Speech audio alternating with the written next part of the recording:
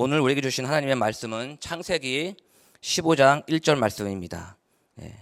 창세기 15장 1절 말씀입니다. 구약성경 18페이지에 있습니다.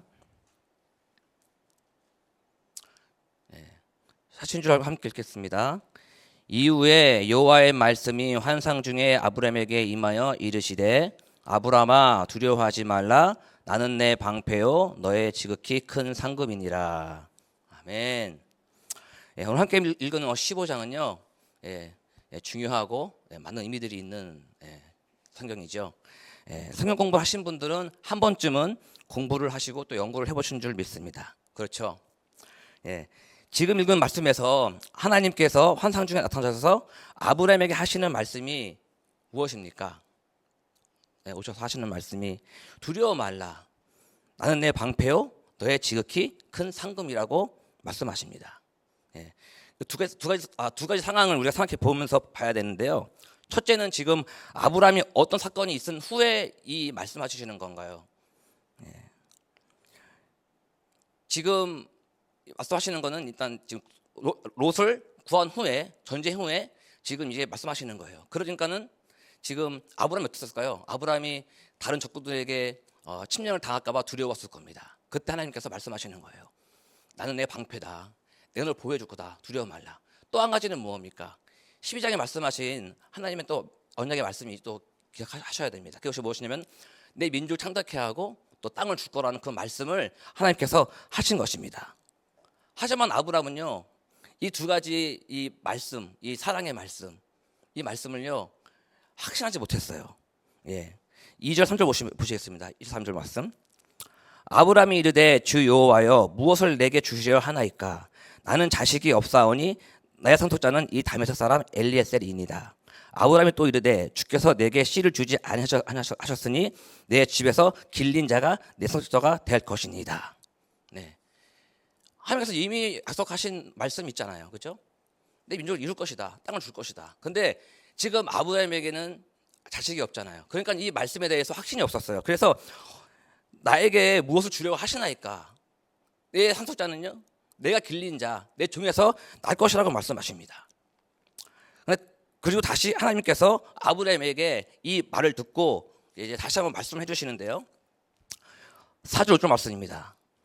여호와의 말씀이 그에게 임하여 이르시되 그 사람이 내 상속자가 아니라 내 몸에서 날짜가 내 상속자라 되리라 하시고 그를 이끌고 밖으로 나가 이르시되 하늘을 우러러 무뼈를 셀 수 있나 보랴.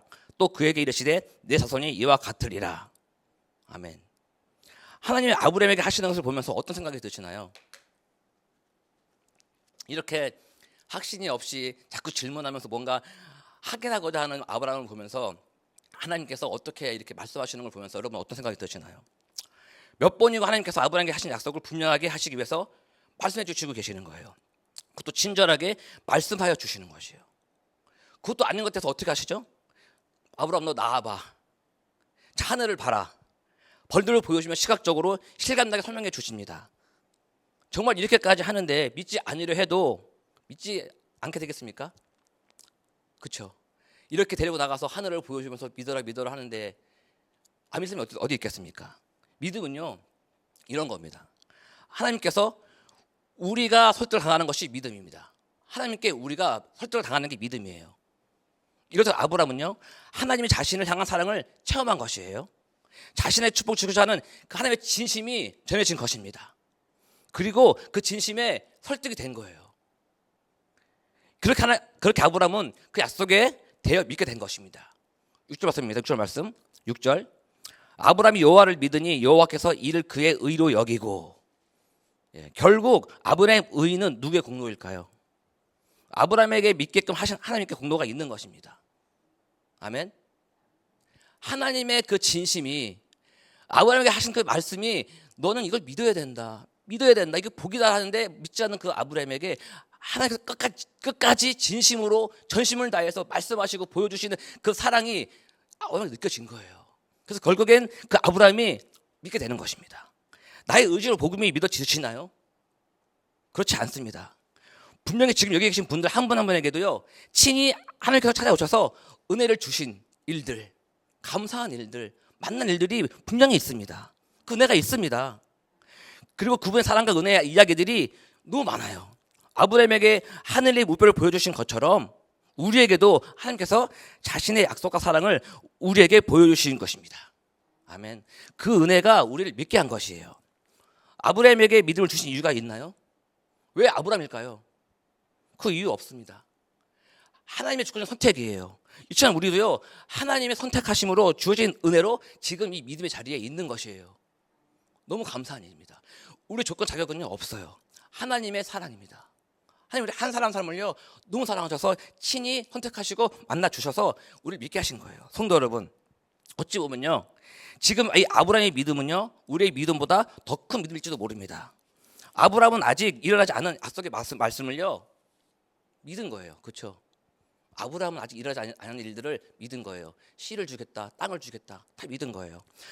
그러면서 자신에게 주실 이 땅을 받을지 어떻게 아냐고 또 질문을 해요. 이건 의심이 아니라요, 한 번 더 하나님께 묻는 거예요. 어떻게 내가 알 수 있을까요?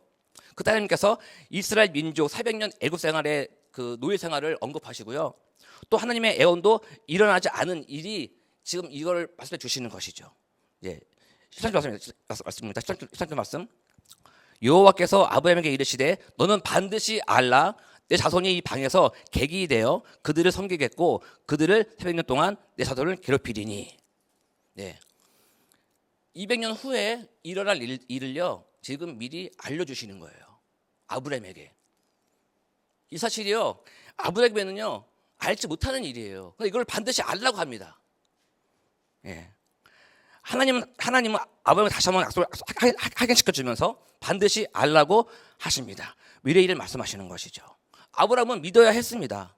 나의 자손이 나중에 노예 생활을 하고 이 땅으로 돌아와 이 땅을 소유할 것이라는 것을 반드시 알아야 했습니다. 그것을 믿어야 했어요. 쉽지 않은 일이죠.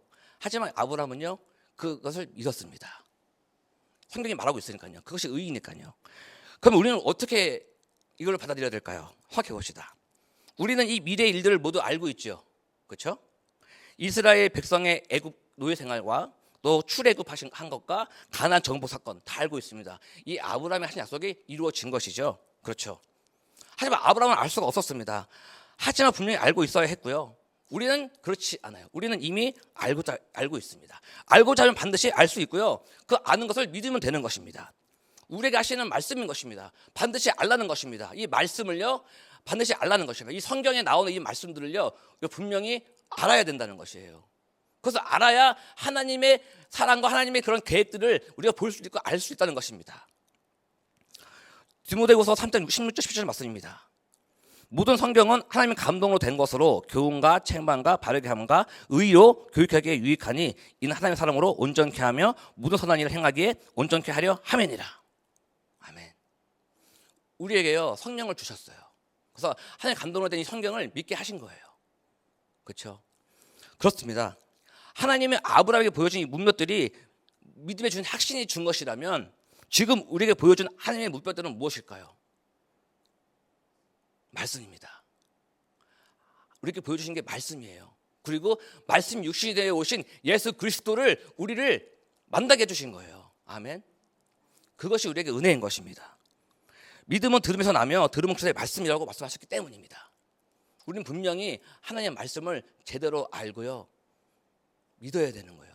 우리가 믿어야지 하는 것보다 말씀을 보고 읽고 연구하면 할수록 하나님을 알아가면서 믿음을 주시는 거예요. 그것이 우리에게 설득을 당한다는 거죠.